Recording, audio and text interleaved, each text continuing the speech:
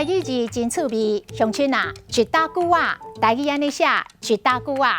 华语的一会儿一下子，台语讲一大句啊。伊真无耐性，才等一大句啊就噗噗跳。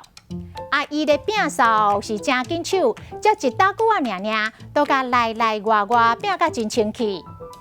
摒扫真紧手的紧手，就是动作利落敏捷。一大句的答，加成加答，就是假惺惺。你明明都对伊真反感，哪着安尼假成假答替伊求情咧？搁来费气费答，麻烦费力气。处理这件代志，都免安尼费气费答，都大胆直接去找头家来敲切，绝对妥当。有一句俗语：牛刁来搭牛某，只会内斗欺负自己人，对外一点办法都没有。